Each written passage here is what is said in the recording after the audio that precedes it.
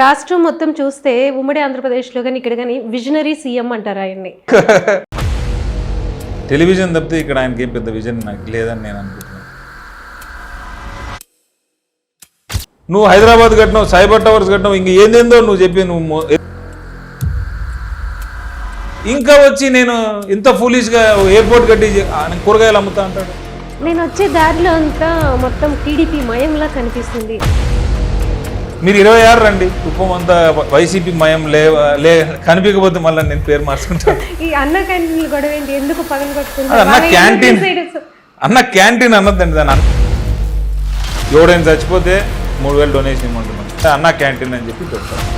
మొత్తం మీ నాన్నగారు వచ్చినప్పుడు కూడా ఎక్కడ భయం కనిపించలేదు టీడీపీలో, కానీ ఇప్పుడు మీరు వచ్చిన తర్వాత మీ గొంతుకు భయపడిపోతున్నట్టున్నారు ఇక్కడంతా. నువ్వు చంద్రబాబు నాయుడు అయితే నాకేంది, ఎవడైతే నాకేంది, నా పార్టీ జెండా ముట్టుకోవద్దు. చంద్రబాబు నాయుడు అయితే ఎవడేంటి కాదు కదా, ఆయన 7 సార్లు ఇక్కడ ఎమ్మెల్యేగా గెలిచారు, మొత్తం టోటల్ 8 టైమ్స్ ఎమ్మెల్యేగా గెలిచారు, ముఖ్యమంత్రిగా చేశారు. ఎవడైతే అంటే ఎట్లా? హంద్రీనీవా ఇప్పుడు ప్రారంభం కాబోతుంది కెనాల్ వచ్చేసి. సో మేమే స్టార్ట్ చేసాము, దాదాపు 600 కోట్లు మేమే ఖర్చు పెట్టామని అంటున్నారు. అసలు ఆ ప్రాజెక్ట్ కాస్ట్ 450 కోట్లు. ఒకవేళ భువనేశ్వర్ గారు వచ్చి ఇక్కడ పోటీ చేస్తే మీ మిస్సెస్ని కూడా ఈ మధ్య ఎక్కువ ఇక్కడ బయట ఎలక్షన్ దీనికి తిరుగుతున్నారని తెలిసింది బయట జనాల్లోకి. సో ఏంటి ఆమె మీద పోటీ చేయిస్తారనేది ఒకటి జరుగుతుంది.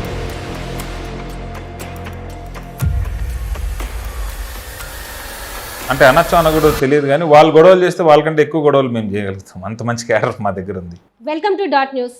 వై నాట్ 175 అనే జగన్ నినాదం విన్న తర్వాత మనకు గుర్తొస్తుంది ఆయన 175 నియోజకవర్గాలు గెలవాలనుకుంటున్నారని.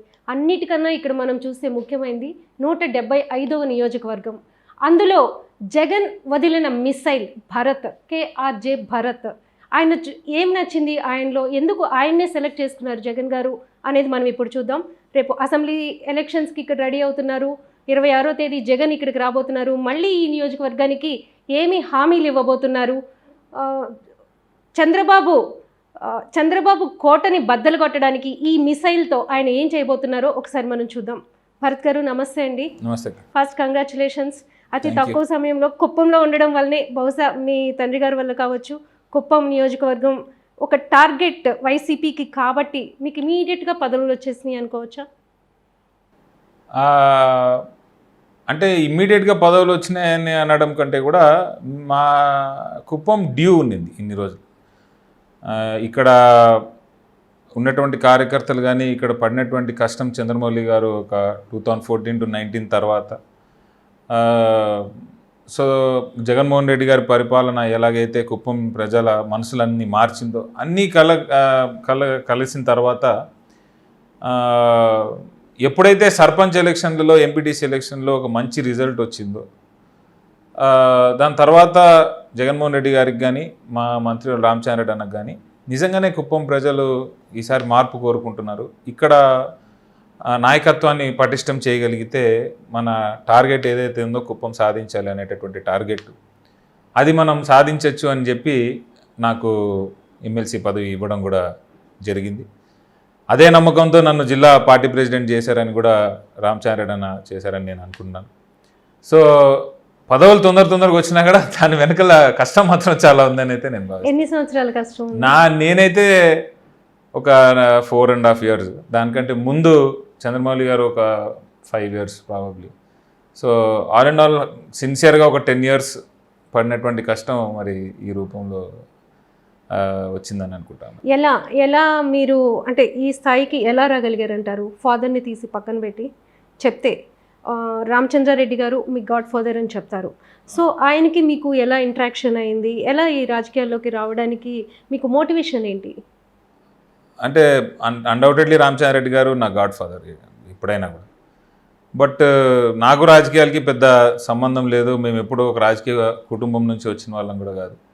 2014లో మరి మై ఫాదర్ చంద్రమౌళి గారు ఇక్కడ కుప్పం నియోజకవర్గంలో ఖచ్చితంగా మనం పాలిటిక్స్లోకి దిగాలి, ఇక్కడ చాలా వరకు మా ఫాదర్కి సంబంధించినటువంటి పరిచయస్తులు, అందులోనూ మరీ ముఖ్యంగా బీసీకి సంబంధించినటువంటి కులం ఎక్కువ ఉంది కాబట్టి ఇక్కడ నుంచి పోటీ చేయాలి అని చెప్పి ఒక అవకాశం అప్పుడు రామచంద్రారెడ్డి అన్న గారు ఒక ప్రపోజల్ పెట్టడం, జగనన్న చంద్రమౌళి గారిని అడగడం, ఆయన కూడా to the next part of his life అంటే రిటైర్మెంట్ తర్వాత ఇక్కడికి వచ్చి కంటెస్ట్ చేయాలని డిసైడ్ అయ్యి ఆయన వచ్చి ఒక 5 years ఇక్కడ అంటే 2014లో కంటెస్ట్ చేశారు.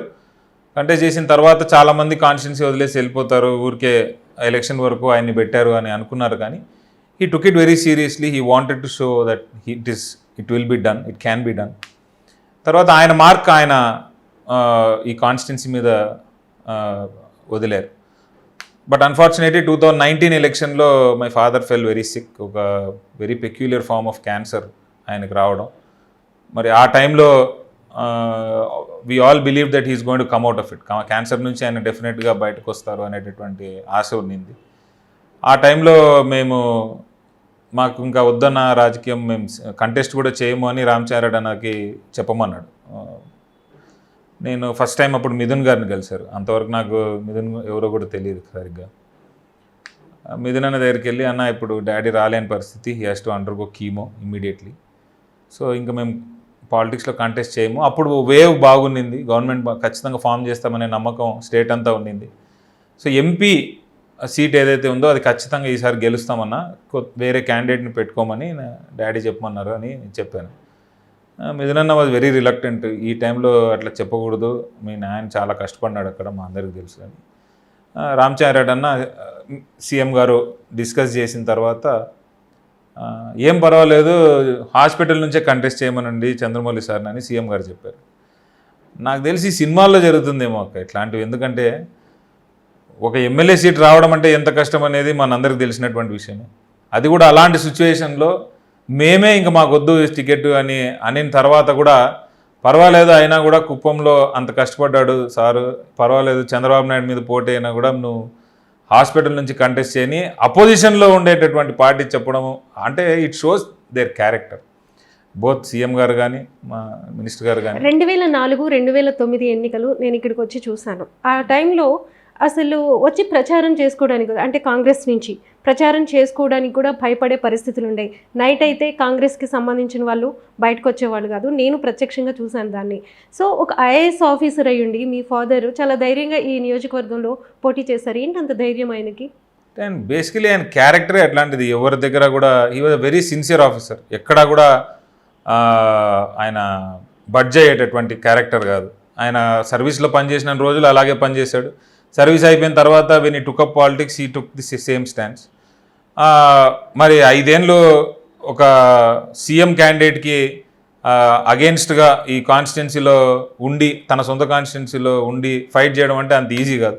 ఒక 1% కూడా ఆయన కరప్షన్ ఛార్జెస్ ఉండింటే చంద్రబాబు నాయుడు గారు అప్పుడే ఫినిష్ చేసేసి ఉండాలి మా ఫాదర్. అట్లాంటివి ఏం లేవు. అండ్ ఆయన క్యారెక్టర్ కూడా ఎంతటి వాడినైనా సరే నేను ఓడిస్తాను అనేటటువంటి మైండ్ సెట్తో పనిచేయడం. Especially he was very good at motivating people. ఆయన తన కెరియర్ అంతా కూడా అపార్ట్ లాంటి సంస్థలు, లేకపోతే ఈ ఐఏఎస్ స్టూడెంట్స్కి కోచింగ్ ఇచ్చేటటువంటి వారు. So he was a very exceptional speaker, very good motivator. So అట్లాంటి థాట్స్ ఉన్నాయి కాబట్టి ఇక్కడికి వచ్చిన తర్వాత ఎవరైతే అప్పుడు వైఎస్ఆర్సీపీ క్యాడర్ ఉన్నారో వాళ్ళందరిలో కూడా ఒక రకమైనటువంటి ధైర్యం నింపడం స్టార్ట్ చేశారు. చంద్రబాబు నాయుడు కాదు, ఎవరైనా సరే మనం ఎదురుగా ధీటుగా నిలబడి మనం ఫైట్ చేయగలుగుతాము, మీరేం భయపడాల్సిన అవసరం లేదు.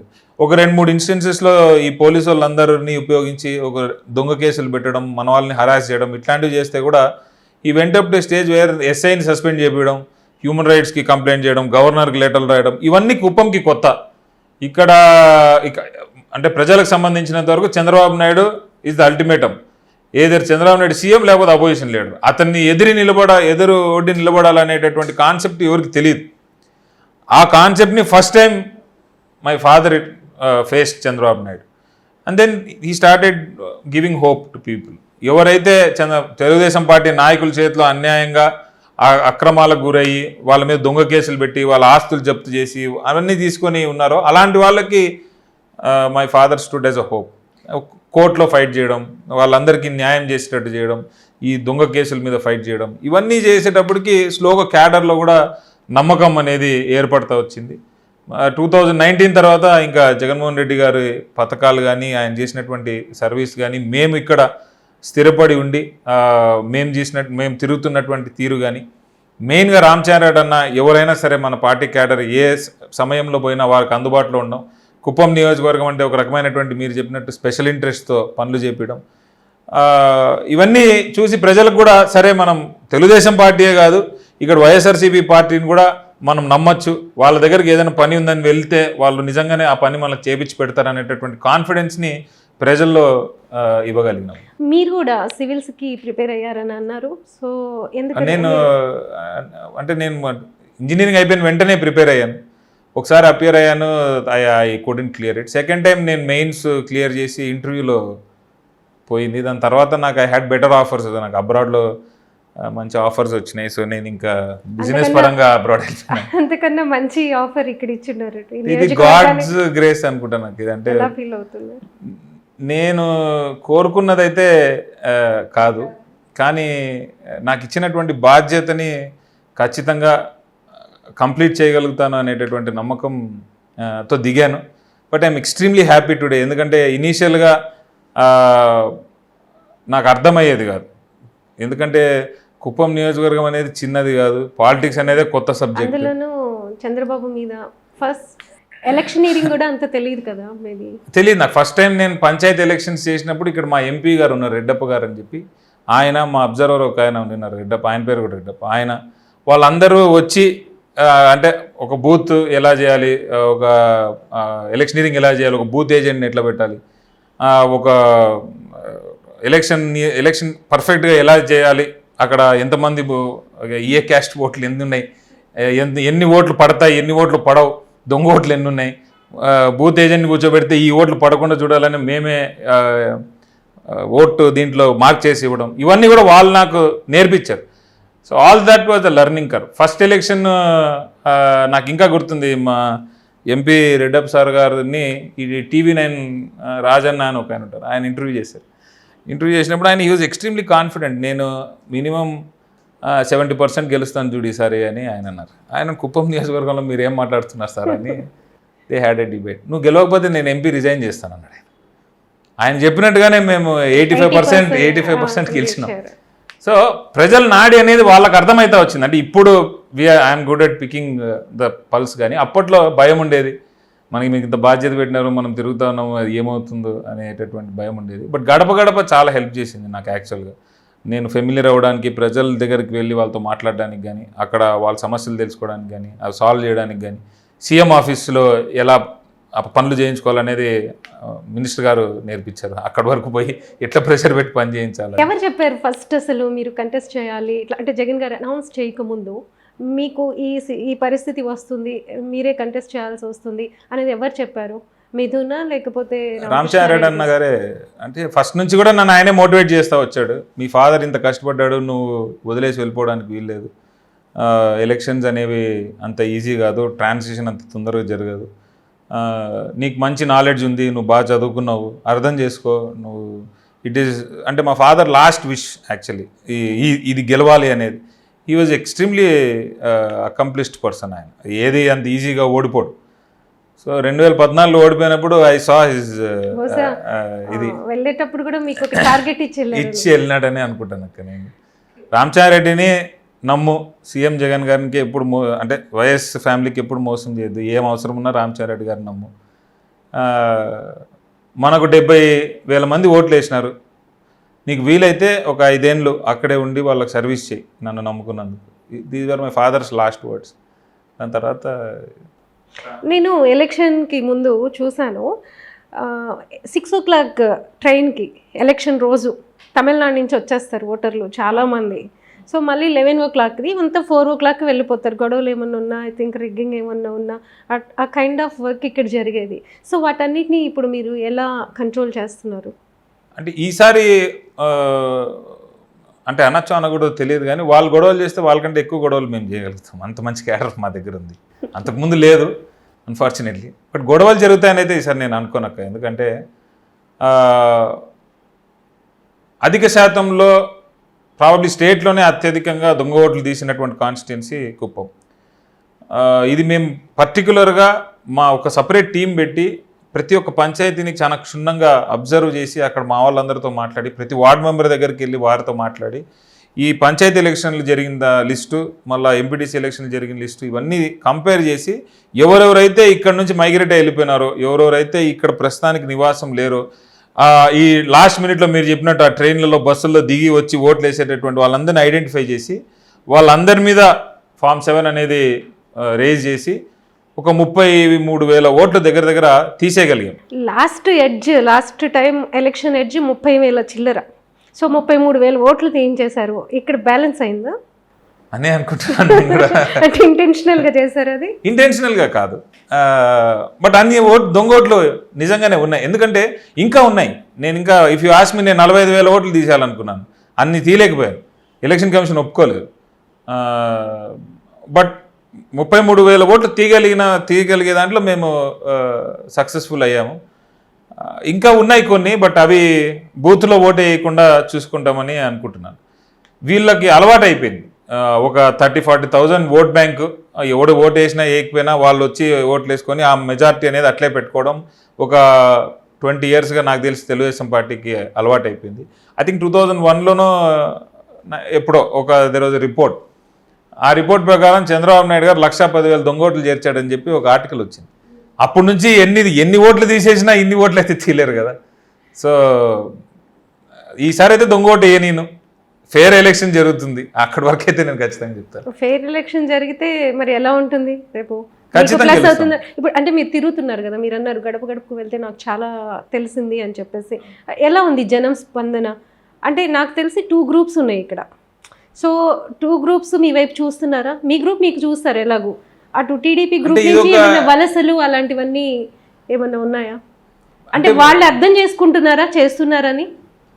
జనరల్గా ఇప్పుడు మనం ఉండేది కుప్పం నియోజకవర్గంలో కాబట్టి వాళ్ళ క్యాడర్ వాళ్ళకి లేదని మనం చెప్పలేము. అందరూ మారిపోయినారు.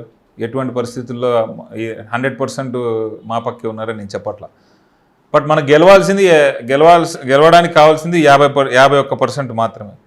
51% కంటే ఎక్కువ మంది ఈసారి మా వైపు ఉన్నారు, మాతో సాటిస్ఫైడ్ ఉన్నారు. అధిక శాతంలో మహిళలు వైఎస్ జగన్మోహన్ రెడ్డి గారిని నిజంగా అభిమానిస్తున్నారు. ఏ ఇంటికి వెళ్ళినా ఎవరితో మాట్లాడినా ఇదివరకు కుప్పం నియోజకవర్గంలో ఎలా ఉండేదంటే ఒక ఊర్లోకి వెళ్ళాలంటే అక్కడ ఉండేటటువంటి లోకల్ నాయకులు అధికార పార్టీ వేరే ఏ పార్టీ వాళ్ళని ఆ ఊర్లోకి కూడా రానిచ్చేటటువంటి వాళ్ళు. నువ్వు పోతే గుళ్ళో దండం పెట్టుకొని బయటికి వెళ్ళిపోవాలి. You are not even allowed in to the village for political activity. అట్లాంటి ప్లేస్లో మేము ఈరోజు వెళ్ళి మా జెండాలు నాటి మేము అక్కడ ప్రజలతో మాట్లాడి వాళ్ళని కన్విన్స్ చేయగలిగి గడప ప్రతి ఒక్క ఇంటికి తిరిగి నీకు ఇంత మంచి జరిగిందమ్మా, నీకు ఇంత లబ్ధి జరిగిందమ్మా అని చెప్పగలుగుతున్నామంటే అది కేవలం జగన్మోహన్ రెడ్డి గారి దయ. వాలంటీర్స్ పనిచేస్తున్నారు కదా జెండాలు నాటడానికి. అంటే నేను అదే చెప్తా ఉన్నాను అక్క. ఇప్పుడు ఇదే గొడవ పోనీ పక్కన వేరే కాన్స్టిట్యున్సీలో ఎక్కడైనా జరిగితే ఇంత ట్రాక్షన్ రాదు. అక్కడ రెండు వర్గాలు కొట్లాడుకున్నాయంటారు అంతే. ఆ గొడవ ఇక్కడ ఎందుకు జరగకూడదు? నువ్వు నా పార్టీ, ఇప్పుడు నేను బతికి ఉన్నానంటే ఈరోజు వైఎస్ఆర్సీపీ పార్టీ నా జెండా మీద నువ్వు రాయేసుకుంటున్నా చేయేసినా నేను ఎందుకు గమనుంటాను? అదే పని నేను చేస్తాను, నువ్వు గమనుంటావా? నేను తెలుగుదేశం పార్టీ జెండాని ఈరోజు పగలగొట్టేస్తాను పోయి, వాళ్ళు గమనుంటారా? మరి నువ్వు మా పార్టీ జెండా మీద చేస్తే నేను ఎందుకు గమనుంటాను? ఉండట్లేదు కదా. ఉండట్లేదు అంటే నువ్వు ఎందుకు వేయాలి? నువ్వు వేయకపోతే నేనేను. నువ్వు చంద్రబాబు నాయుడు అయితే నాకేంది, ఎవడైతే నాకేంది, నా పార్టీ జెండా ముట్టుకోవద్దు. నేను మీ జోలికి రావడంలా నువ్వు నా జోలికి వచ్చి నన్ను గమ్మున ఉండాలి, నువ్వు నాకు అన్యాయం చేసినావు, నువ్వు నా మీద దౌర్జన్యానికి వస్తాను అంటే నిన్ను ఎవడు రమ్మన్నాడు? అంటే నువ్వు ఏం చేసినా, నువ్వు కొట్టినా తిట్టినా నేను గమ్మున నిలబడి ఒక సన్యాసిలాగా ఉండాలి. చంద్రబాబు నాయుడు అయితే ఎవడేంటి కాదు కదా, ఆయన 7 సార్లు ఇక్కడ ఎమ్మెల్యేగా గెలిచారు. మొత్తం టోటల్ 8 times ఎమ్మెల్యేగా గెలిచారు, ముఖ్యమంత్రిగా చేశారు. ఎవడైతే అంటే ఎట్లా? ఎవరైనా సరే మా పార్టీ జోలికి రావద్దు, వస్తే మేము గమనం ఉండము అంటున్నాను. చంద్రబాబు నాయుడు గారు కానీ ఇక్కడ ఉండే లోకల్ నాయకులు కానీ ఈరోజు ఆయన పెట్టాడు ఇక్కడ ఎమ్మెల్సీ క్యాండిడేట్ ఇన్ఛార్జ్గా, ఆయన కానీ ఎవరైనా సరే మీ రాజకీయం మీరు చేయండి. మీరు ప్రజల దగ్గరికి వెళ్ళి మీరు ఏం చేయాలనుకుంటున్నారో మీరు చెప్పుకోండి. మేము దానికి అగెన్స్ట్ కాదు. మేమేం చేయాలనుకుంటున్నాం, మేము ఎలా వాళ్ళ దగ్గరికి వెళ్ళి వాళ్ళకి మంచి చేయాలనుకునేది మా అజెండా ఏంటి, మా జగన్మోహన్ రెడ్డి గారు ఏం చేయాలనుకుంటున్నారు మేము చెప్తాం. Let people decide. మీరు వచ్చి అనవసరంగా గొడవలు పెట్టడం, మీరు వచ్చి అనవసరంగా మా బ్యానర్లు చించడం, కావాలని రెచ్చగొట్టడం, ఇట్లాంటివి చేస్తే ఇదివరకు అంతా ఇదే చేసినారు. నువ్వు 2014 కంటే ముందు నువ్వు 2014 నుంచి 19 వరకు ఇదే నువ్వు చేసింది. ఏదో బెదిరిస్తావు, భయపెడతావు, దొంగ కేసులు పెడతావు, ఆస్తులు జప్తు చేపిస్తావు, ఏదో ఒక రకంగా ఇబ్బంది పెడతావు, నువ్వు వాళ్ళని వశం చేసుకుంటావు. ఇప్పుడు ఆ సిచ్యువేషన్ లేదు. నువ్వు ఇంకా అదే సిచ్యువేషన్లో ఉన్నారని చెప్పి మైండ్ సెట్లో మీరు అడుగులేస్తే మీ తప్పిదం అది. అంటే రాష్ట్రం మొత్తం చూస్తే ఉమ్మడి ఆంధ్రప్రదేశ్లో కానీ ఇక్కడ కానీ విజనరీ సీఎం అంటారు ఆయన్ని. సో ఆ విజన్ కుప్పంలో ఎలా ఉంది? మీరే చూసినారు కదా అక్క, ఏం విజన్ ఉంది ఇక్కడ? టెలివిజన్ తప్పితే ఇక్కడ ఆయనకి ఏం పెద్ద విజన్ నాకు లేదని నేను అనుకుంటున్నాను. ఆయన ఎక్సెప్షనల్ మార్కెటర్ చంద్రబాబు నాయుడు గారు. 1,00,000 సార్లు అయినా ఆయన ఇంతవరకు ఆయన కెరియర్లో కుప్పాన్ని నేను సింగపూర్ చేసిన అని అంటాడు. ఇప్పటి వరకు ఎన్నిసార్లు అయినా కూడా ఎక్కడైనా సింగపూర్ లాగా కుప్పం మీకు కనిపిస్తూ ఉందా? మీకు అనిపిస్తుంది. ఈరోజు నేను కుప్పంని మున్సిపాలిటీ చేయమని మా ముఖ్యమంత్రి గారిని అడిగిన వెంటనే ఆయన మున్సిపాలిటీ చేసినారు. నేను సీఎం గారి దగ్గర ఫైల్ తీసుకుని వెళ్ళినప్పుడు నాకు గుర్తుంది, అన్న మాకు స్పెషల్ శాంక్షన్ కావాలా, మున్సిపాలిటీ చేసిన తర్వాత ₹1 డబ్బు ఖర్చు పెట్టి డెవలప్మెంట్ యాక్టివిటీస్ చేయకపోతే ఇంకెందుకురా నువ్వు మున్సిపాలిటీ చేసినావు అని చెప్పి క్వశ్చన్ చేసి ప్రజలు మనల్ని తప్పర్థం చేసుకుంటారు. నాకు ఎస్టిమేట్లు అన్నీ వేసినామన్నా నాకు 66 కోట్ల డబ్బులు కావాలా. ఏంది బా ఇంకా 66 కోట్లు, ఆయన 3 సార్లు ముఖ్యమంత్రి, ఇంకా 66 కోట్లు ఏం పని ఉంది అక్కడ? దాని తర్వాత ఈ స్టార్టెడ్ ఫ్లిప్పింగ్ పేజెస్. సిమెంట్ రోడ్లు వేయాలా, పెద్ద పెద్ద డ్రైన్లు కట్టాలా, చెరువులకంతా గోడలు కట్టాలా, లైట్లు వేయాలా, ఏంది ఇట్లాంటి చిన్న చిన్న పనులు కూడా ఇంకా జరగలేదా మీ దగ్గర అని చెప్పి ఇమ్మీడియట్గా శాంక్షన్ ఇచ్చినాడు. సింగపూర్ ఇట్లుంటుందా? మీరు ఇప్పటివరకు తిరిగి వస్తూ ఉన్నారు కుప్పంలో. మేము ఇంకా కూడా సిమెంట్ రోడ్లు, డ్రైన్లు కట్టేటటువంటి పరిస్థితి కుప్పంలో ఉంది అంటే 3 సార్లు ముఖ్యమంత్రిగా పనిచేసిన తర్వాత, 40 ఏళ్ళు మీరు చెప్పినట్టు ఆయన ఎమ్మెల్యేగా పనిచేసిన తర్వాత ఇంకా నేను సిమెంట్ రోడ్లు మున్సిపాలిటీ మా హార్ట్ ఆఫ్ ద టౌన్లో వేస్తున్నానంటే ఏంది నువ్వు చేసిన డెవలప్మెంట్? ఒక ఎడ్యుకేషనిస్ట్గా మీరు చదువుకున్నారు బాగా, ఇక్కడికి వచ్చి చూసిన తర్వాత మీకు ఏమనిపించింది? ఎందుకు పనిచేయలేదు అనిపించింది?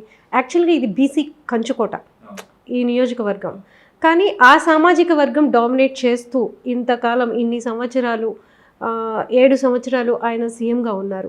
సో ఎందుకని డెవలప్ చేయలేకపోయారంటారు? కావాలని చేయలేదని అనుకుంటున్నాను. ఎందుకని? ప్రజల్లో చైతన్యవంతులైతే చంద్రబాబు నాయుడు గెలవడం కష్టమవుతుంది అనేటటువంటి భావనలో ఆయన ఉన్నారనేది నా స్ట్రాంగ్ ఫీలింగ్. ఒక ముఖ్యమంత్రి కాన్స్టిట్యున్సీ అయి ఉండి కూడా లిటరసీ రేట్లో కుప్పం నియోజకవర్గం స్టేట్లోనే లోయెస్ట్ పొజిషన్లో ఉంది. It's CM constituency. ఇక్కడ ఒక గవర్నమెంట్ మెడికల్ కాలేజ్ లేదు, గవర్నమెంట్ ఇంజనీరింగ్ కాలేజ్ లేదు, government degree college Rajasekhara Reddy హయాంలో మా పార్టీ వాళ్ళు పోయి తీసుకొచ్చారు. ఎడ్యుకేషన్ మీద నువ్వు ఏ రోజు ఇంపార్టెన్స్ ఇవ్వలేదు, మెడికల్ సెక్టర్ని ఏ రోజు డెవలప్ చేయాలనుకోలేదు. ఎంతసేపు అయినా కూడా ప్రజలు నీ దగ్గరకు వచ్చి వశమైపోవాలా అంతే. వాడు పుట్టుగా చంద్రబాబు ఓటు వేయడం తప్పితే వాడు ఇంకా దేనికి పనికిరాకూడదు అనేటటువంటి భావనలో ఆయన ఈ ప్రజల్ని వీళ్ళని ఒక ఎలిమినేట్ చేసేసి, ఐసోలేట్ చేసేసి ఇక్కడ రూల్ చేస్తున్నారు. అదే మైండ్ సెట్లో ప్రజలను ఉంచేయాలనుకున్నాడు.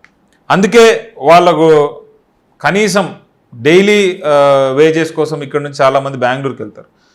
ఒక 10,000 మంది దాకా, ఒక 6,000-7,000 మంది దాకా వెళ్తారు ఎవ్రీడే. ఇన్ని ఫ్యాక్టరీలు పెట్టినాను, ఇంత డెవలప్మెంట్ చేసినాను, ఇన్ని ఇండస్ట్రీ సెక్టర్స్ నేను డెవలప్ చేసినానని చెప్పుకునేటటువంటి చంద్రబాబు నాయుడు గారు తన సొంత నియోజకవర్గానికి ఒక 10,000 మంది ఎంప్లాయ్మెంట్, ఒక 20,000 మంది ఎంప్లాయ్మెంట్ ఇచ్చేటటువంటి ఒక మెగా ఇండస్ట్రీ కానీ, ఒక మెగా పార్క్ కానీ, ఒక టెక్స్టైల్ ఇండస్ట్రీ కానీ, లేకపోతే ఐటీకి నేనే ఛాంపియన్ చేసిన ఐటీ అని చెప్పుకునేటటువంటి ఇంత పెద్ద మనిషి ఒక ఐటీ ఇండస్ట్రీ, ఒక ఐటీ కారిడార్ ఇక్కడ నుంచి బెంగళూరు 2 గంటలు, చెన్నై ఒక 2.5 గంట, అక్కడ 2 ఎక్స్ట్రీమ్లీ డెవలప్డ్ ప్లేసెస్ ఉన్నాయి. అట్లా ఏదో ఒక కంపెనీని తీసుకుని వచ్చి ఇక్కడ పెట్టి డెవలప్ చేస్తుంటే ఇక్కడ ఉండేటటువంటి యువతకు, ఇక్కడ పాస్ అవుట్ అయ్యేటటువంటి పిల్లలకు ఇమ్మీడియట్గా మనకు ఏదో ఒక ఆపర్చునిటీ కానీ ఇది జనరల్గా ఒక ఎమ్మెల్యే చేయలేడు. నేను ఐ అగ్రి. ఇక్కడ చాలా మంది ఎమ్మెల్యే క్యాండిడేట్లు ఉన్నారు, వాళ్ళందరూ ఒక ఐటీ ఇండస్ట్రీ కానీ, ఐటీ పార్క్ కానీ, ఏపీఐసిలో ఒక పెద్ద ల్యాండ్స్కేప్ తీసుకురావడం ఇంపాసిబుల్, ఐ అగ్రి. బట్ నువ్వు 3 times సీఎం, నువ్వు హైదరాబాద్ కట్టినావు, సైబర్ టవర్స్ కట్టినావు, ఇంక ఏందేందో నువ్వు చెప్పి నువ్వు ఎత్తుకుంటే ఒక పేపర్ అంతా రాస్తావు. నీ సొంత నియోజకవర్గంలో చేసి ఇదో నేను చేసిన ఇది ఒక model, this a model I built, this is what you can do. ఇప్పుడు కేటీఆర్ చేస్తున్నారు, కవిత గారు చేసినారు, మొన్న సిద్దిపేట చేసినారు. వాళ్ళ సొంత నియోజకవర్గాలకి ఐటీ ఇండస్ట్రీని హైదరాబాదే కాదు, this is what you can do in a small 2-tier town అనేది వాళ్ళు ప్రూవ్ చేసి చూపిస్తూ ఉన్నారు. కేటీఆర్ నాకు తెలిసి లాస్ట్ టైం ఐటీ మినిస్టర్ 10 ఏళ్ళు చేసినాడు. నువ్వు ముఖ్యమంత్రే ఎప్పటి నుంచి? ఇది 89 నుంచి నువ్వు రాజకీయాల్లో ఉన్నావు. ఎంత చేసి ఉండొచ్చు? If you would have started in 89, probably this would have become a CM, this would have become Singapore. మీరు ఎందుకు చేయలేకపోయినారు? ఇంకా వచ్చి నేను ఇంత ఫూలిష్గా ఎయిర్పోర్ట్ కట్టి నేను కూరగాయలు అమ్ముతా అంటాడు. అంటే ప్రజలు అంత వాళ్ళ చైతన్యం, వాళ్ళ వాళ్ళ అండర్స్టాండింగ్ కెపాసిటీ, కూరగాయలు అమ్మడము వారి జీవనాధారం అంతే ఇక్కడ ఉండేటటువంటి ప్రజలకు. అంతే కదండి. ఈయన చెప్పడం ఏంది, నువ్వు కూరగాయలు అమ్ముతున్నావు, నేను దాన్ని విదేశాల్లో అమ్ముతా, ఎయిర్పోర్ట్ కడతా. అంటే నీ నీ నీ నీ కామన్ పబ్లిక్ కానీ నీ ఓటర్స్ కానీ వారి అర్థం చేసుకునే కెపాసిటీ అంత లో ఉంది అని నీ ఫీలింగ్. అట్లాంటప్పుడే నువ్వు అట్లాంటివి మాట్లాడతావు. సో ఇంకా అట్లాంటి మైండ్ సెట్లో ఉన్నాడు. ప్రాబబ్లీ ఇప్పుడు ఉండేటటువంటి యంగ్స్టర్స్ కానీ యూత్ కానీ చదువుకున్నటువంటి ప్రతి ఒక్క వ్యక్తి కానీ చంద్రబాబు నాయుడు గారిని ఖచ్చితంగా ప్రశ్నిస్తారు. నువ్వు మాట్లాడేది ఏంది, ఎయిర్పోర్ట్ కట్టేది ఏంది, కూరగాయలు అమ్మేది ఏంది, ఏంది ఇదంతా ఫులిష్గా ఉంది అని అడుగుతారని నేను భావిస్తాను. అప్పుడే ట్రోల్స్ అయినాయి జోక్స్ గా. ఆయన ఎంత కాన్ఫిడెంట్ గా చెప్పగలుగుతున్నాడు, నేను అమ్ముతాను, కూరగాయలు అమ్ముతానని. Is it possible? Okay, so ఇప్పుడు ఏంటి నెక్స్ట్ మీ ఈ 3 yearsలో ఏం చేశారు, నెక్స్ట్ ఏం చేయబోతున్నారు? ఈ 3 yearsలో మీరు అన్నారు ఇప్పుడు ఒక ఐటీ కానీ ఒక పరిశ్రమ కానీ ఏమీ రాలేదు, ఇక్కడ ఉండే యూత్ కోసం కానీ ఏం చేయబోతున్నారు? డెఫినెట్గా ఐటీ ఇండస్ట్రీ తీసుకొని రావడం ప్రాబబ్లీ ఒక డిస్టెంట్ టాస్క్ అయి ఉండొచ్చు. బట్ ఇక్కడ చాలామంది పిల్లలు డిగ్రీ చదువుకున్న వాళ్ళు, ఐటీఐ చేసిన వాళ్ళు, మెకానికల్ చేసిన వాళ్ళు, ఇట్లాంటి వాళ్ళు చాలామంది ఉన్నారు. సో వాళ్ళకు ఇమ్మీడియట్గా ఒక మంచి స్కిల్ డెవలప్మెంట్ సెంటర్ లాంటిది ఒకటి పెట్టి ఇక్కడ వాళ్ళు చదువుకున్నటువంటి దాన్ని ఏదో ఒక స్పెసిఫిక్ టాస్క్లో వాళ్ళకు స్పెషలైజేషన్ ఇప్పించి దానికి సంబంధించినటువంటి ఏదో ఒక ఇండస్ట్రీ అట్లీస్ట్ ఒక 5,000 మందికి. ఇప్పుడు పుంగనూరులో ఐ థింక్ 4,000 crores-తో they are setting up electric bus factory. ఇక్కడ నుంచి పుంగనూరు పెద్ద దూరం ఏం కాదు. సో దానికి సంబంధించి స్పెసిఫిక్గా ఏదైనా ఒక కాలేజ్, స్కిల్ డెవలప్మెంట్ కాలేజ్ లాంటిది కానీ, లేకపోతే ఆల్రెడీ పాస్ అవుట్ అయిన పిల్లలకు ఒక స్పెసిఫిక్ దాంట్లో వాళ్ళని మనం స్పెషలైజేషన్ చేయగలిగితే ఇమీడియట్గా ఒక ఉద్యోగం వచ్చేటటువంటి అవకాశం ఉండేటటువంటి ఇది ఏదో ఒకటి సీఎం గారి మీద ప్రెజర్ పెట్టి ప్రాబబ్లీ 26 వచ్చినప్పుడు ఏదో ఒకటి. మీ నియోజకవర్గానికి సీఎం గారికి ప్రెజర్ పెట్టాల్సిందేముంది? ఆయనకి జనరల్గా నేను లాస్ట్ టైం వచ్చినప్పుడు కూడా సీఎం గారిని ఒకటే రిక్వెస్ట్ చేసుకున్నాను, అన్న నువ్వు పులివెందులు ఒక కన్ను కుప్పం ఒక కన్ను అన్నట్టు చూసుకో. ఎందుకంటే కుప్పం నియోజకవర్గం నిజంగానే 35 సంవత్సరాలుగా వెనకబడిపోయింది, చిన్న చూపు చూసినారు. ఇక్కడ ప్రజలకు ఏది అవసరం లేదు అనేటటువంటి విధానంలో చంద్రబాబు నాయుడు గారు వీళ్ళన్న పులివెందుల్ని ఆయన చూసుకున్నారు, కుప్పాన్ని నేను చూసుకుంటారని వదిలేసారు. అదే మీరే వదలొద్దు, ఆ మైండ్ సెట్లో ఉండొద్దు అని నేను చెప్పడం. నేను అంటుంది అలా కాదు, పులివెందుల్ని చంద్రబాబు ఆయనే చేశాను అక్కడ డెవలప్మెంట్ అంతా అని అంటున్నారు. సో జగన్మోహన్ రెడ్డికి కుప్పం డెవలప్మెంట్ వదిలేసారేమో. వదిలేస్తే మంచిదే, మేము ఇక్కడ మంచి డెవలప్మెంట్ అన్నా చేసుకోగలుగుతాం. నెక్స్ట్ మీరు ఈ ఎలక్షన్స్కి సంబంధించి మీ స్ట్రాటజీ ఏంటి? ఒక అజెండా అలా ఉంటుంది కదా, పార్టీ నవరత్నాలు ఇవన్నీ కాకుండా, పార్టీ మేనిఫెస్టో కాకుండా మీ మేనిఫెస్టో ఏంటి? మోస్ట్లీ ఒక 3 sectors అక్క. ఒకటి పార్టీ మేనిఫెస్టో ఏదైతే చెప్తుందో అది ఖచ్చితంగా 100% జగన్మోహన్ రెడ్డి గారు చేస్తారు అనేటటువంటి నమ్మకం ప్రజల్లో ఆల్రెడీ ఉంది.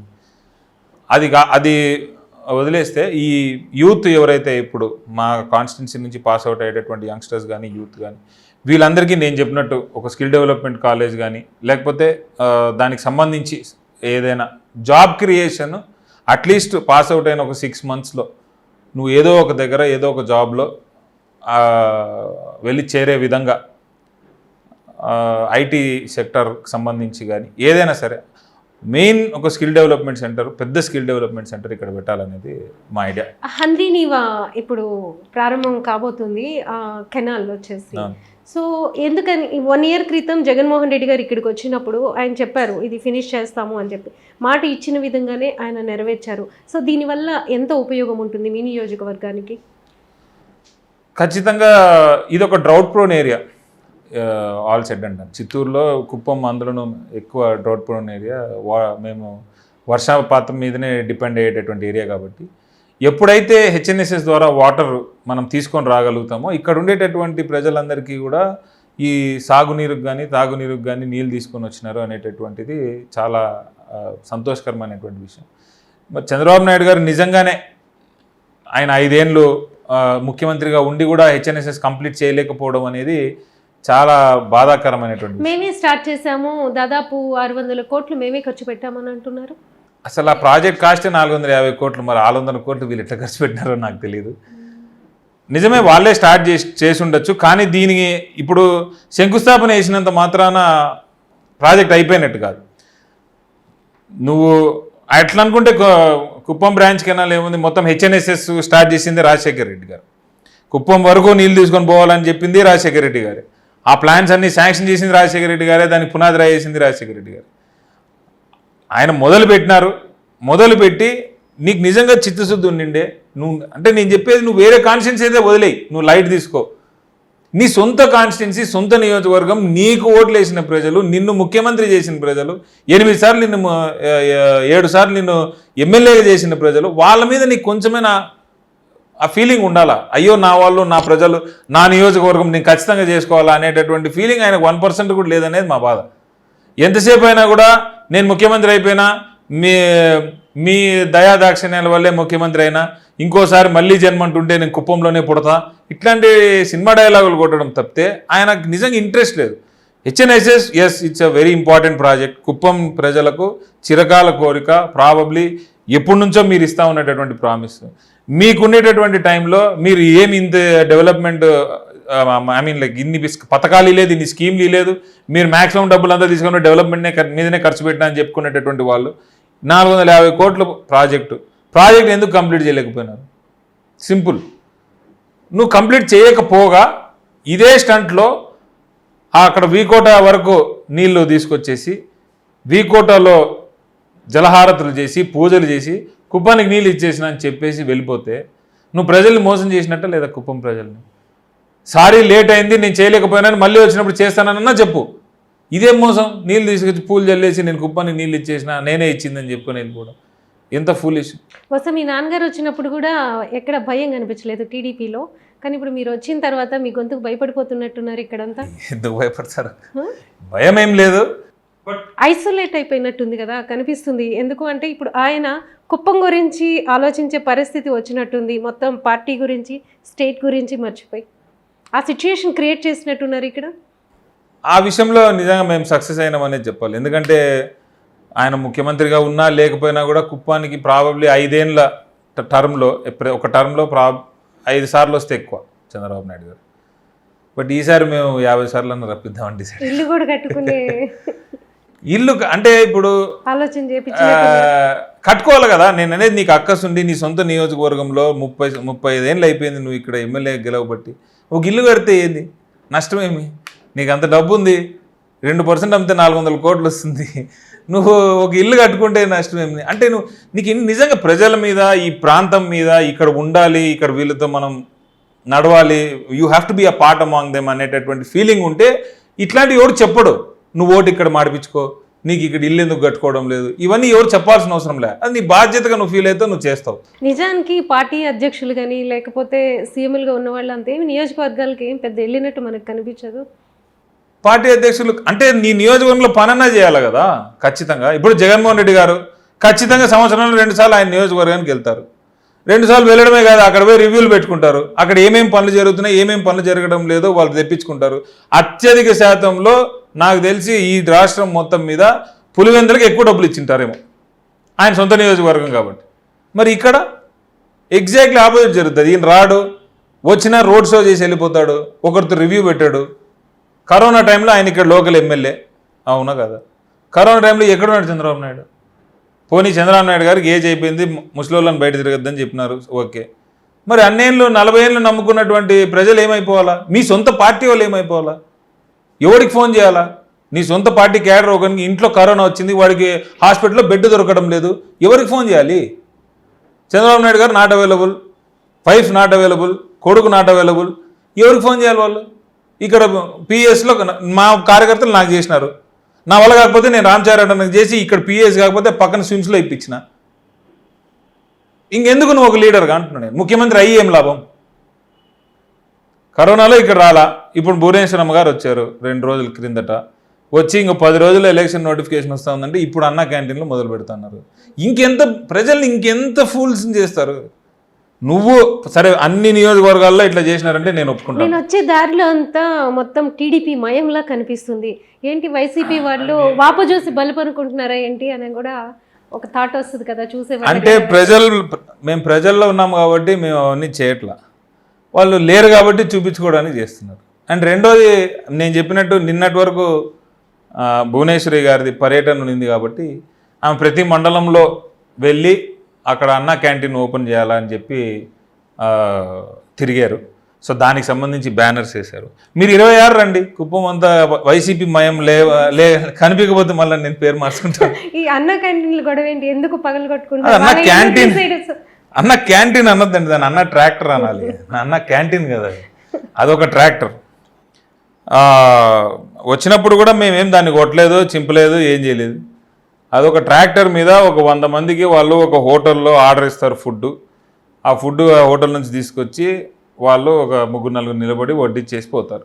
ఒక ట్రాక్టర్ మీద దాన్ని తీసుకొస్తారు. కరెక్ట్గా 12 గంటలకు బస్ స్టాండ్ దగ్గర నిలబెట్టి అక్కడ వాళ్ళు పెట్టేసి వెళ్ళిపోతారు. ఆ రోజు చంద్రబాబు నాయుడు గారు వచ్చినప్పుడు కూడా ఆయన ఇనాగ్రేట్ చేసింది ఆ ట్రాక్టర్నే.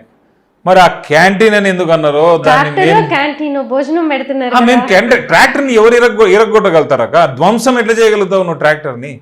అన్నా క్యాంటీన్ ధ్వంసం అనేది నెక్స్ట్ డే మొత్తం క్యాప్షన్. భోజనం పెట్టే చైన్ కూడా నరుకుతున్నారు వైసీపీ వాళ్ళు అనేది వాళ్ళు ఇచ్చినటువంటి క్యాప్షన్. అన్న క్యాంటీనే లేదు, క్యాంటీన్ నేను ఎట్లా ధ్వంసం చేస్తాను? ఇప్పుడు మేము పెట్టాము ఒకటి రాజన్న క్యాంటీన్ అని చెప్పి. మీరు ఇప్పుడే ఉన్నారు కుప్పంలో, రేపు మార్నింగ్ వెళ్ళి మా బ్రేక్ఫాస్ట్ తినండి రాజన్న క్యాంటీన్లో, ఇక్కడ పూల మార్కెట్ దగ్గర పెడుతున్నాం. లేదా మీకు ఓపిక ఉంటే లంచ్ మా దగ్గర చేయండి. నేను ఇంట్లో రోజు మా రాజన్న క్యాంటీన్ ఫుడ్ తింటా. నా క్యాంటీన్ కూడా మా ఇంట్లోనే వండిస్తాను.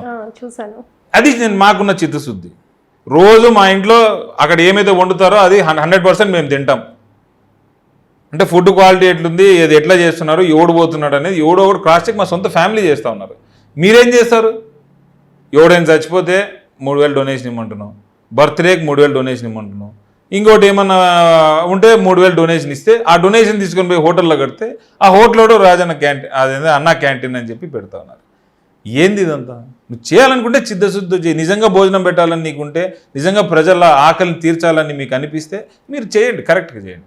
ఈ ఊరికే చెత్త ఫోకస్ చేయాలని చెప్పి అన్న క్యాంటీన్లు ఓపెన్ చేయడానికి భువనేశ్వరి గారు వచ్చారు. సో భువనేశ్వరి గారు ఎక్కువ ఈ మధ్య ఈ నియోజకవర్గంలో ఆమె కనిపిస్తున్నారు. నిన్న కూడా ఈ మధ్య ఒక కామెంట్ చేశారు, ఆయనకి రెస్ట్ ఇద్దాం అనుకుంటున్నాను, నేనే పోటీ చేస్తానని. ఏంటి పోటీ చేస్తే ఎలా ఉంటుంది? ఎవరు పోటీ చేసినా కూడా వైఎస్ఆర్సీపీ పార్టీకి సంబంధించినటువంటి క్యాడర్ కానీ ప్రజలు కానీ డిసైడ్ అయ్యారు ఈసారి జగన్మోహన్ రెడ్డి గారితో నడవాలి.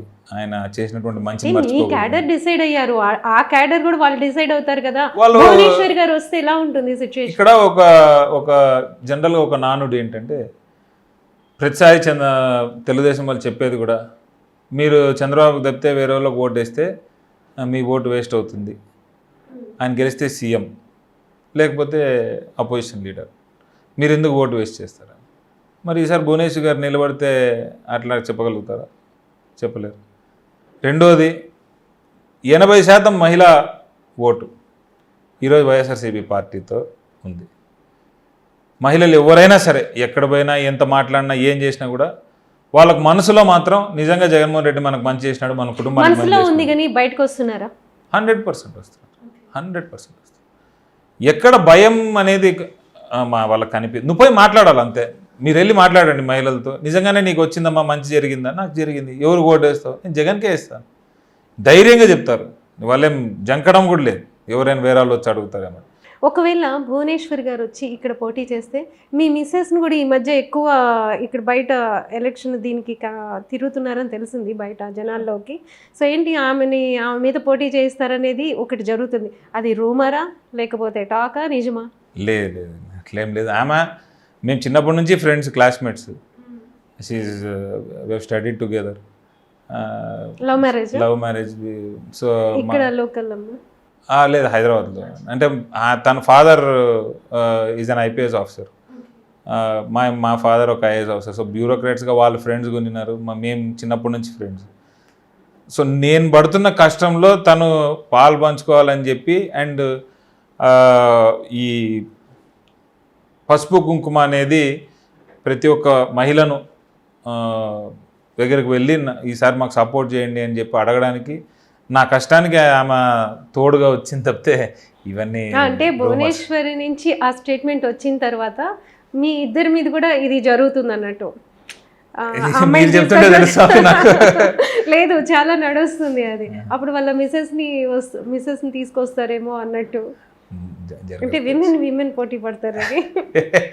అట్లేం లేదు, ఎందుకంటే మేము ఇక్కడ జగన్మోహన్ రెడ్డి గారే చాలాసార్లు డిసైడ్ చేసి చెప్పారు. క్యాడర్ అంతా కూడా ఈసారి గట్టిగా నిర్ణయించుకున్నారు. సో అట్లాంటివి జరగకపోవచ్చు అని అనుకుంటున్నారు. భరత్ చాలా అగ్రెసివ్గా ఉంటున్నారు తన నియోజకవర్గానికి సంబంధించి. తర్వాత తన పార్టీలోనే తనకి శత్రువులు ఉన్నారు, కోఆపరేట్ చేయట్లేదు, ఇలాంటివన్నీ ఉన్నాయి. ఎందుకని అంత అగ్రెసివ్? అంటే ఒకటి బేసికలీ మనము నా మనస్తత్వం కూడా ఒక అజెండా నాకు ఇచ్చేస్తే దాన్ని ఎటువంటి పరిస్థితుల్లో ఫినిష్ చేయాలా అనేటటువంటి మైండ్ సెట్. రెండోది తెలియనితనం. ఏమంటే మీరు చెప్పినట్టు తొందరగా నాకు పదవులు వచ్చినాయి, సో ఏదో ఒకటి చేయాలి అనేటటువంటి తపన. రామచారి దగ్గర శబాష్ నువ్వు బాగా చేసినావు అనిపించుకోవాలనేటటువంటి ఒక ఆశ. అట్లా అంటే ఆ స్పీడ్లో ప్రాబబ్లీ కొంతమంది సీనియర్స్ ఎవరెవరైతే పార్టీలో ఉన్నారో వారికి సముచిత స్థానం కానీ వారికి ఇవ్వాల్సినటువంటి గౌరవం కానీ ఇవ్వలేకపోయినానేమో అనేటటువంటి ఆలోచన. బట్ అవన్నీ కూడా 99% రామచంద్రరెడ్డి సార్ట్అవుట్ చేస్తాడు. ఇక్కడ నాకు తెలిసినంత వరకు గ్రూపులు లేవు. ఇక్కడ ఉండేదంతా ఒకటే గ్రూప్, రామచంద్రరెడ్డికి సంబంధించిన గ్రూప్. నేను ఆ గ్రూపే, ఇంకోడైనా ఆ గ్రూపే, ఎవడైనా వి ఆన్సర్ టు రామచంద్రరెడ్డి. అంటే రెండు రకాల విమర్శలు ఉన్నాయి ఇక్కడ. ఒకటి మీ ఏజ్ గ్రూప్ అందరూ కలిసి గ్రూపులని, ఇంకొకటి పెద్దోళ్ళ మాట వినరని. పెద్దోళ్ళ మాట వినను అనేది ఏం లేదు. పెద్దోళ్ళ మాట జనరల్గా మేము పోయే స్పీడ్కి వాళ్ళ వేవ్ లెంత్ మ్యాచ్ కాదేమో అని అనుకుంటాను నేనైతే. బట్ వాళ్ళు చెప్పింది వినని ఏం కాదు. చాలామంది నాకు ఫోన్ చేసి రాత్రిపూట కూడా నువ్వు ఆడ తప్పు మాట్లాడినావు, ఇక్కడ కరెక్ట్ మాట్లాడినావు, వాడిని నువ్వు అనవసరంగా నమ్ముతాను అని చెప్తారు. కొంతమంది అంటే మరి మా నాన్నగారితో బాగా తిరిగినటువంటి వాళ్ళు కొంతమంది పెద్దవారు, వారికి నేను అంత తొందరగా వాళ్ళతో కనెక్ట్ కాలేకపోయినా. అంటే that doesn't mean I don't give them respect. But వాళ్ళు ఇప్పుడు నా ఏజ్ గ్రూప్ అయితే నేను రోజు 10 సార్లు మాట్లాడతా, ఆడ తలనొప్పి ఉంది, ఈడ ఈ ప్రాబ్లం ఉంది, నువ్వు రా ఇజ్జే. వాళ్ళతో అంత ఫ్రీక్వెంట్గా మాట్లాడలేకపోతాం కాబట్టి జనరల్గా వాళ్ళు ఏదైనా పని ఉంటే చెప్తారు, లేకపోతే డైరెక్ట్గా రామచంద్రరెడ్డి అన్న దగ్గరికి వెళ్ళి. జనరల్గా రాజకీయాల్లో చాలా కుట్రలు కుతంత్రాలు ఇవన్నీ ఉన్నాయంటారు. మీరు ఫ్రెష్గా ఏం కాదు, మీ వెనుక ఒక ఉద్దండు ఉన్నారు, కౌటిల్యుడు లాంటి వ్యక్తి ఇద్దరు ఉన్నారు మీ వెనుక. సో ఇక్కడ లోకల్గా జరిగే వాటిని మీకు గమనించుకోవటం అర్థమవుతుందా? మీ వెనుక ఎవరుని నడిపిస్తున్నారు ఇక్కడ? అలాంటివి ఏమైనా జరుగుతుంది? 100% ఇక్కడ రామచంద్రరెడ్డి అన్న వాళ్ళ అంటే ఆయనది ఒక టీం ఉంది ఇక్కడ. మాకు అబ్జర్వర్గా ఉన్నవారు కానీ 2 అబ్జర్వర్స్ ఉన్నారు మాకు.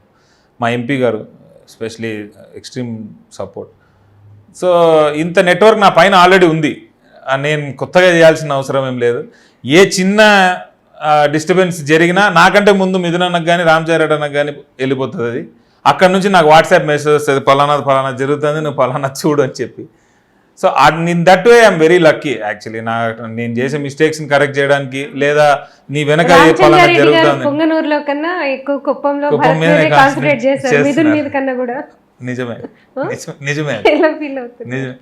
అదే very lucky. Probably 1 in a millionకి ఆపర్చునిటీ వస్తుంది, అండ్ దేవుడు నాకు ఈ ఆపర్చునిటీ ఇచ్చాడని నేను అనుకుంటాను. సో మీకైతే అన్ని డిసైడ్ అయిపోయినాయి, ఒకవేళ గెలిస్తే మీరు మినిస్టర్.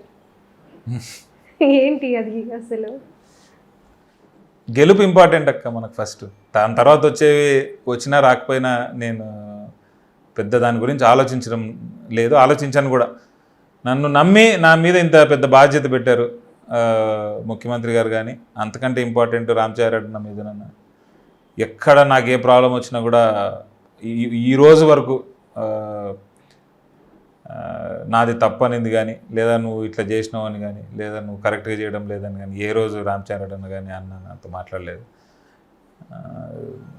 ఏదైనా కరెక్ట్ చేయాలనుకుంటే కూడా దెర్ ఇస్ ఎ వే. ఏమంటారు? సీఎం గారు ఫుల్లీ సాటిస్ఫైడ్ ఉన్నారు మాతో నేను అనుకుంటున్నా. ఏదన్నా కూడా రామచంద్రరెడ్డి అట్లా కాదు. సీఎం గారు డైరెక్ట్గా నేనేం ఇంటరాక్ట్ కాలేదు ఆయనతో ఇంతవరకు. ఏదైనా పని ఉంటే మాత్రం వెళ్ళి అన్న నాకు పలానది కావాలంటే ఇమ్మీడియట్ శాంక్షన్ రాసి తీసుకోపోతాను ఇచ్చేసింది తప్పితే ఇక్కడ లోకల్ పాలిటిక్స్ ఎప్పుడు నేను సార్తో డిస్కస్ చేయలేదు. ఆయన కూడా ఏదన్నా రామచంద్రారెడ్డితో డిస్కస్ చేసి చెప్తారు. అక్కడ నుంచి వచ్చింది ఇంకా సింపుల్గా ఫాలో అవ్వడమే. ఇక్కడ ఇప్పుడు స్టేట్ వైడ్ పాలిటిక్స్ చూసుకుంటే వాళ్ళంతా కూడా గుంపులా వస్తున్నారు అలయన్స్తో. సో ఎలాంటి ప్రభావం ఉంటుంది అనుకుంటున్నారు? మేము సిద్ధం, ఒకటే ప్రభావం. వాళ్ళందరికీ ఒక సభ ఏం సిద్ధం వాళ్ళు ఇంతవరకు కనీసం పార్టీ క్యాండిడేట్లు ఎవరు, ఎన్ని సీట్లు, ఏం చేయాలనుకుంటున్నాం, ఏం వాళ్ళ క్లారిటీ లేదు. ప్రాబ్లీ ఒకటి నాకు అనిపించేది అంటే either they are extremely scared or ఇది ఒక అంటే too many people will spoil the decision ఒకటి ఉంది కదా. అట్లా వాళ్ళు ఏం చేయాలనుకుంటున్నారో వాళ్ళ క్లారిటీ లేదు. చంద్రబాబు నాయుడు గారు ఎన్ని సీట్లు ఇవ్వాలా, ఎన్ని సీట్లు ఇవ్వకూడదు అనే సందిగ్ధతలో ఉన్నారు. పవన్ కళ్యాణ్ ఎన్ని అడగాల, ఎన్ని లాగాల అనే ఆలోచనలో ఆయన ఉన్నాడు. దీనికి తోడు ఇప్పుడు ఏదో కొత్త నేషనల్ పార్టీస్ అందరు ఇన్వాల్వ్ అవుతున్నా అంటున్నారు. అటుపక్క ఇటుపక్క కాంగ్రెస్ వాళ్ళు ఉన్నారు. వాళ్ళ అది కూడా తెలుగుదేశం పార్టీకి సపోర్ట్ చేసేటటువంటి మిత్రపక్షాలే. ఇన్ని ఉంటే కూడా 1% అయినా మీకు జగన్మోహన్ రెడ్డి గారి ఫేస్లో కానీ, ఆయన స్పీచ్లో కానీ, ఆయన మాట్లాడే విధానం కానీ, ఆయన ప్రజలకు చూపించేటటువంటి కాన్ఫిడెన్స్లో 1% అన్న భయం కనిపిస్తుందా? దట్ అంటే if you are a leader be like that. ఈ మధ్య ఉండవల్లి గారు కూడా మాట్లాడారు దీని మీద. ఏంటి ఇన్ని పథకాలన్నీ వాళ్ళకి మీరంతా కలిసి వస్తున్నా కూడా ఎక్కడ భయం అనేది ఆ పార్టీలో కనిపించట్లేదు, ఆ వాయిస్లో కానీ లేకపోతే ఆయన చేస్తున్న వాటిల్లో కానీ చెప్తున్న వాటిల్లో అని చెప్పేసి చాలా క్లారిటీ ఉన్నారు ఆయన. మనం మన అజెండా, మన పార్టీ యాక్టివిటీస్, ఎప్పుడు ఏం చేయాలి, సీట్లు ఎవరికి ఇవ్వాలి, ఎంతమంది ఇవ్వాలి. ఇంతమందిని మార్చారు. ఒక్కడిని మార్చినప్పటి నుంచి అని రచ్చ చేశారు అందరూ. ఇన్ని మార్చేస్తున్నారు, అన్ని మార్చేస్తున్నారు, పార్టీలు ఎత్తిపోతారు, అది ఇది అని. అది కూడా ఈ సెట్ ఏ రికార్డ్. ప్రాబబ్లీ అంతమంది ఎమ్మెల్యేలను ఒకటేసారి మార్చిన ఏ సీఎం ఉండకపోవచ్చు. ఈజ్ ఎక్స్ట్రీమ్లీ అంటే నేను గమనించింది ఏంటంటే చాలా అంటే ఓడిపోతారు ఈసారి, టీడీపీనే అధికారం చేపట్టబోతుంది అనేది ఒక ప్రాపగండా బాగా నడుస్తుంది. స్టేట్ వైడ్గా చూసుకుంటే వైసీపీ ఓడిపోతుంది, టీడీపీ అధికారంలోకి వస్తుంది అని చెప్పేసి. నేను కూడా వచ్చేటప్పుడు కొంతమందితో మాట్లాడితే వాళ్ళు ఏమంటున్నారంటే, నేను అడిగాను పథకాలు ఇస్తున్నారు కదా, ఎందుకు జగన్మోహన్ రెడ్డి గవర్నమెంట్ని సపోర్ట్ చేయట్లేదు అని అడిగితే వాళ్ళంటే అదే తప్పైపోయింది అంటున్నారు. పథకాలు ఇవ్వడం తప్పైపోయింది అంటున్నారు కొన్ని కమ్యూనిటీస్. దీన్ని ఎలా చెప్తారు? ఆకలేసినోనికి అన్నం పెట్టడం తప్పట్లేదు. కడుపు నిండోనికి నువ్వు బిర్యానీ పెట్టినా వాడు అట్లనే మాట్లాడతాడు. సో కొన్ని వర్గాలు వ్యతిరేకమైనట్టు అనిపిస్తుందా? అంటే ఎంత పర్సంటేజ్? ఇప్పుడు మీరు అబవ్ మిడిల్ క్లాసు, తర్వాత ఎస్పెషలీ ఇట్లా మాట్లాడేటటువంటి ఈ రకంగా మాట్లాడేటటువంటి కమ్యూనిటీస్ కానీ వాళ్ళందరూ కూడా ఎంత పర్సంటేజ్ ఉంటారు? ఉన్న వాళ్ళే ఎస్పెషలీ 90% టీడీపీలోనే ఉంటారు. అందుకే సీఎం గారు ప్రతిసారి కూడా ఈ పెత్తందారులకు పేదలకు జరుగుతూ ఉన్న యుద్ధం ఇది అని ఎందుకు అది చెప్పండి. దాంట్లో చాలా అంతర్యం ఉంది actually if you SIT and think about it. బాగా డబ్బులుండి లేదా ఈ పథకాల మీద డిపెండ్ కానటువంటి వాళ్ళు లేదా ఐటీ కట్టి ఇది చేస్తున్నటువంటి వాళ్ళు, ఇట్లాంటి వాళ్ళు ఎవరైనా కూడా జగన్మోహన్ రెడ్డి గారి స్ట్రాటజీ కానీ ఆయన చేస్తున్నట్టు విధానాలు కానీ ఆయన ఇస్తున్నటువంటి వెల్ఫేర్ని ఒప్పుకోరు. వాళ్ళే అధిక శాతంగా మాట్లాడి ఓకల్ సోషల్ మీడియాలో ఎక్కువ యాక్టివ్గా ఉండేది, ఈ టీ అంగిల్ దగ్గర విపరీతంగా మాట్లాడేది, ఇవన్నీ ఎక్కువ చేసేది ఓటు వేయనటువంటి వాడే. ఓటు వేసేటటువంటి వాడు రోజు పొద్దున్న పనికి పోతాడు, ఆడు పని చూసుకుంటాడు, వస్తాడు, ఓటింగ్ రోడ్ ఓటు వేసిపోతాడు. వాళ్ళు జగన్మోహన్ రెడ్డితోనే ఉన్నారు ఎటువంటి పరిస్థితి. నేను అనేది రూరల్ ఏరియాస్లో మీరు ఈరోజు పెన్షన్ తీసుకుంటున్న ఏ ముసలవ్వనైనా వెళ్ళి నీకు పెన్షన్ ఇవ్వడం వేస్ట్ అంట అని ఒక మాట అనండి, చూద్దాం వాళ్ళు ఎట్లా రియాక్ట్ అవుతారో మీరు చూడండి. దాన్ని బట్టి ఎవడు ఓటేస్తాడో నీకు అర్థం. నేను నీకు ఈరోజు పెన్షన్ ఇవ్వనంటే అక్కడ జరిగేటటువంటి రచ్చ మామూలుగా ఉండదు. ఏముంది, ఎవరు వచ్చినా ఇస్తారు, జగన్ ఇచ్చేయి అంటున్నారు. జగన్ అయితేనే ఖచ్చితంగా ఇవ్వగలుగుతాడు, చంద్రబాబు నాయుడు ఖచ్చితంగా ఇవ్వలేడు. ఇప్పుడు ఈ 6 హామీలు చంద్రబాబు చేయలేడు. చేయలేని హామీ జగన్ చెప్పడు. ఇది మినీ మేనిఫెస్టో అని వాళ్ళు అనుకుంటారు. అంటే ఇంకొకటక్క, ఇప్పుడు జగన్మోహన్ రెడ్డి పథకాలు స్టార్ట్ చేసినప్పుడు శ్రీలంక అవుతుందని నిన్న నోరు అదే, బ్యాంక్రప్ట్ అయిపోతా ఉంది స్టేట్ అని చెప్పిన నోరు అదే, నువ్వు మొత్తం రాష్ట్రాన్ని అమ్మేసినావు అని చెప్పిన నోరు అదే. మరి ఈరోజు నువ్వు పెట్టిన 6 హామీలకే మనం ఏదైతే వెల్ఫేర్ యాక్టివిటీస్కి ఖర్చు పెడుతున్నామో సంవత్సరానికి 70-75 వేల కోట్లు దానికంటే డబుల్ అవుతా ఉంది. నువ్వు ఎలా చేయాలనుకుంటున్నావు? నువ్వు how will you be able to sustain? ఈ మేనిఫెస్టో వచ్చి 80 కోట్లు అవుతుంది. మీ దానికి వాళ్ళ దానికి ఉన్న వేరియేషన్ ఒక 25,000 crores ఉన్నట్టు ఉంది. సో మీ పథకాలు ఏవైతే జగన్మోహన్ రెడ్డి గారు మొన్న అసెంబ్లీలో చెప్పారో నేను అమలు చేస్తున్న వాటిని ఖచ్చితంగా ఏ పార్టీ వచ్చినా సరే, మేము వచ్చినా అపోజిషన్ వాళ్ళు ఒకవేళ బై మిస్టేక్ వచ్చినా కూడా సో ఈ బడ్జెట్ ఆ బడ్జెట్ కలిపి తడిసి మోపెడవుతుంది అని చెప్పారు ఆయన.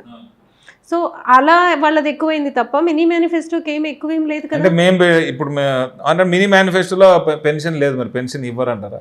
వాళ్ళు ఇచ్చిన 6 హామీలో పెన్షన్ ఇస్తాం, పెన్షన్ కంటిన్యూ చేస్తామని లేదు. అంటే పెన్షన్ ఎత్తేస్తాడా చంద్రబాబు నాయుడు వచ్చి ప్రజలకి, లేదా తగ్గించేస్తాడా? నాకు తెలిసినంత వరకు మా మేనిఫెస్టో వస్తే కానీ దీనికి కరెక్ట్గా ఆన్సర్ మేము చెప్పలేమేమో. బట్ మా మేనిఫెస్టోలో ఏదైతే రాస్తారో ప్రతి అక్షరం సత్యం అవుతుందని అయితే నేను నమ్ముతా ఖచ్చితంగా. మీ మేనిఫెస్టో అసలు ఒక వండర్ క్రియేట్ చేయబోతుందంట. మీకేమన్నా ఐడియా ఉందా? నేను కూడా మీరు ఎంత ఈగర్గా ఉన్నారో అంతే ఈగర్గా వెయిట్ చేస్తా ఉన్నాను. నేను చాలా స్పెక్యులేషన్ ఉంది దాని చుట్టూ చాలా స్పెక్యులేషన్ ఉంది, చాలా రూమర్స్ ఉన్నాయి. ఆ రూమర్స్ అన్ని నిజమైతేనే బాగుంటుందేమో అనిపిస్తుంది నాకు కూడా. చంద్రబాబు గారి వారసుడు లోకేష్ రెడ్ బుక్ పట్టుకుని తిరుగుతున్నారు. ఫస్ట్ పేరు మీరే ఉంటుందేమో. నా దగ్గర కూడా ఒక గ్రీన్ బుక్ ఉంది, ఫస్ట్ పేరు లోకేష్ అని. ఏంటి ఆ గ్రీన్ బుక్ కదా? వాళ్ళదే రెడ్ ఉంది, మా పార్టీ కలర్ గ్రీన్ బ్లూ, మేము ఆ బ్లూ బుక్ పెట్టుకున్నాం అంతే. ఏందక్క అవన్నీ ఊరికే సినిమా వాళ్ళతో ఎక్కువ పరిచయాలు ఉంటాయి, ఇట్లాంటి పిచ్చి పనులు చేస్తారు. సో మీరు నెక్స్ట్ ఎజెండా ఒకటి చెప్పేస్తే ఇంకా ఇంటర్వ్యూ ముగిద్దాం. మీరు ఎలా రేపు ఎన్నికలకు పోటీకి వెళ్ళబోతున్నారు స్ట్రాంగ్గా? అంటే ఆయన తీసుకొచ్చి ఈసారి ప్రచారానికి ఇక్కడ కూర్చోబెట్టేటట్టున్నారు. ఆయన కుటుంబ సభ్యులు అందరూ వస్తారు ఈసారి భయపడి.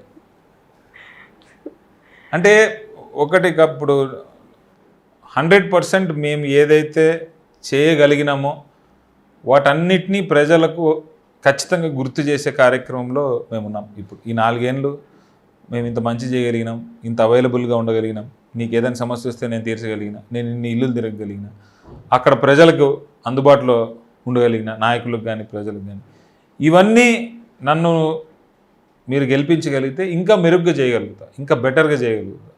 నాకు ఇంతకంటే మంచి స్థానం ఇస్తానని పార్టీలో కూడా ఆల్రెడీ అన్నారు. బోత్ కమ్యూనిటీకి సంబంధించి కానీ, పార్టీకి సంబంధించి కానీ, క్యాడర్కి సంబంధించి కానీ, ఎస్పెషలీ ప్రజలకు సంబంధించి కానీ, లోకల్ నీడ్స్. ఇప్పుడు మాకేమో ఇంటర్నేషనల్ లీడ్స్ కుప్పానికి అవసరం లేదు. కుప్పం ప్రజలు సంబంధించి వారి కోరికలు ఏవైతే ఉన్నాయో వాటిని పట్టించుకున్నోడు లేడు ఇన్ని రోజులు. నువ్వు నిజంగానే మాకేం ఎయిర్పోర్ట్ కట్టాల్సిన అవసరం లేదు, కుప్పానికి ఎయిర్పోర్ట్ అవసరం లేదు. కుప్పానికి అవసరము ఒక మినీ ఇండస్ట్రీ, ఒక టెక్స్టైల్ ఇండస్ట్రీ, ఒక ఫ్యాక్టరీ, లేకపోతే ఒక ఫుడ్ ప్రాసెసింగ్ ప్లేస్, ఇట్లాంటివి అవసరం కుప్పంకు. అవి పెట్టించడానికి 2019 ఎన్నికల్లో జనసేనకి సంబంధించి పవన్ కళ్యాణ్ని పక్కన కూర్చోబెట్టి ఒకే ఒక ఎమ్మెల్యే గెలిచారు. అలానే ఇప్పుడు కూడా టీడీపీ అధ్యక్షుడు పక్కన కూర్చోబెట్టే ప్రయత్నం ఏమన్నా మీరు చేస్తున్నారు? ఖచ్చితంగా చేస్తారు. ఈసారి 2024 ఎలక్షన్ చాలా హోరాహోరీగా జరుగుతుంది. ఖచ్చితంగా వైఎస్ఆర్సీపీ జెండా ఈ కుప్పం కంచుకోట మీద మేము ఎగరేస్తామని ఖచ్చితంగా మేము నమ్ముతా ఉన్నాం. ప్రజలు నిజంగా వారు ఇచ్చేటటువంటి సపోర్ట్ కానీ, వారు చూపించేటటువంటి ప్రేమ కానీ, ఇవన్నీ ఇంకా నీ కాజ్ని పెంచుతుంది. సో నువ్వు గంట పని చేయాలనుకున్నాడు, 1.5 పని చేస్తుంది. ఎందుకంటే నీకు వచ్చేటటువంటి సపోర్టు, నీకు వచ్చేటటువంటి లవ్ అట్లా నిన్ను ఎక్కువ ఎక్సైట్ చేస్తుంది. మా క్యాడర్ ఈసారి మాత్రం ఎవరు ఉన్నారో వైఎస్ఆర్సీపీలో ప్రతి ఒక్కడు నిజంగా ఒక యుద్ధం చేస్తూ ఉన్నట్టే, ఒక సైనికుడు నిలబడినట్టే మా వాళ్ళు సిద్ధంగా ఉన్నారు. దానికి మాత్రం తెలుగుదేశం పార్టీ వాళ్ళు ఏ రకమైన చెత్త పనులు చేసినా మాత్రం అక్కడ ఒక మినీ సంగ్రామం జరుగుతుంది బూత్ దగ్గర. Thank you and all the best. Thank you so much. Thank you. యాక్చువల్గా స్టేట్ మొత్తం టీడీపీ నేతలు ఒక ప్రోపగండా అయితే చేయగలిగారు. ఏమనంటే వైసీపీ ఓడిపోతుంది, టీడీపీ అధికారంలో రాబోతుంది అని. అదే కుప్పంలో మాత్రం చేసుకోలేకపోతున్నారు. ఇక్కడ కుప్పంలో మాత్రం టీడీపీ ఓడిపోతుందేమో అని ఒక భయభ్రాంతులు ఆ పార్టీలో ఇప్పటికే కనిపిస్తున్నట్టున్నాయి. ఎందుకంటే వాళ్ళ యాక్షన్స్ వాటిని చూపిస్తున్నాయి. భువనేశ్వర్ గారు నిన్న మాట్లాడిన మాట అది ఆమె నోటి నుంచి వచ్చింది కాదు, చంద్రబాబు మనసులో నుంచి వచ్చిన మాట ఆమె నోటి నుంచి వచ్చింది అనేది ఇక్కడ స్పష్టంగా కనిపిస్తుంది. మనం చూస్తే ఇక్కడ కూడా చాలా అభివృద్ధి కనిపిస్తుంది. గతంలో అది నేను చూసిన దాన్ని బట్టి నాకు కనిపించలేదు, ఇక్కడ నేతలు చెప్తున్న దాన్ని బట్టి కూడా చాలా మార్పులు వచ్చినట్టు మనకి స్పష్టంగా కనిపిస్తుంది. బహుశా ఈ మార్పు చంద్రబాబు రాజకీయ జీవితానికి కూడా ఒక మార్పు అవుతుందేమో చూడాలి. Please subscribe dot news.